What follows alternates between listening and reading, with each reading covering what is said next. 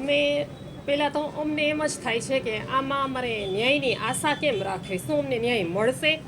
કારણ કે અમે જે અમારી પાસે એફઆઈઆરને અમે જોયું એમાં અમારા છોકરાનું નામ, સરનામું, અમારા ધંધાનું બધી ડિટેલ છે, પણ આમાં જે આરોપી છે એનું ક્યાંય નામ નથી, એના સરનામું, એના પેરેન્ટ્સનું, એમાં કોઈ એની ડિટેલ દર્શાવી જ નથી.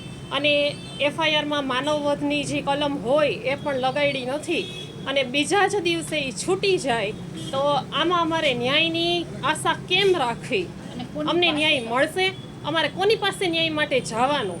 આમાં કહેવાનું એક જ છે કે એફઆઈઆરમાં કેમ એનું નામ જ નથી કોઈ વસ્તુ. પહેલાં તો એ જ કાયદો એમ કહે છે કે એફઆઈઆરમાં નામ કેમ નથી? આરોપીનું નામ તો હોવું જોઈએ ને. અમને એફઆઈઆર આપી એમાં નામ જ નથી. અમારી બધી ડિટેલ છે. સમગ્ર ઘટનામાં આખું ઉપરથી નીચે સુધીનું બધાનું સેટિંગ ને બધું ગોઠવીને કરેલું હોય ને એવી આખી વસ્તુ ને આખી ઘટના એવી બનેલી છે. જ્યારે એક્સિડન્ટનો બનાવ બન્યો ત્યારથી હું 20 મિનિટની અંદર ઘટના સ્થળે હતો.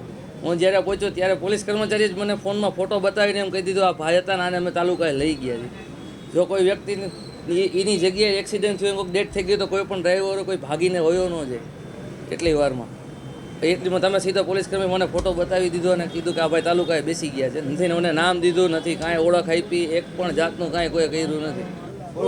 મારું નામ તારાબેન નાથાણી છે અને હું અભિષેકના ભાભુ છું. આ ઘટના વિશે એવું કહેવાનું મારું થાય છે કે અમારા દીકરાની હજી ચિત્તા ઠરી નથી, ત્યાં આરોપી છૂટી ગયો છે. હજી 24 કલાકે થયા નથી તો આરોપી છૂટી ગયો, તો આ કઈ રીતનો ન્યાય કહેવાય? અમારી સાથે, મારા દીકરા સાથે કઈ રીતનો ન્યાય કહેવાય? અમારી માંગ એ છે કે અમને સંતોષકારક ન્યાય આપો. અને જેણે આ એક્સિડન્ટ કરેલું છે કે જે આ બનાવ બનેલો છે એની ઉપર હજી સુધી માનવવધની કલમ લગાડેલી નથી, તો એની ઉપર માનવવધની કલમ લાગે અને કાયદેસરના પગલાં થાય, યોગ્ય ન્યાય થાય એવી અમારી માંગ છે. એટલે અમારી આટલું કહેવાનું થાય છે કે અમારી માંગનો સ્વીકાર કરો અને સરકાર, પોલીસ ખાતું બધાએ આ ઉપર ખાસ ધ્યાન આપો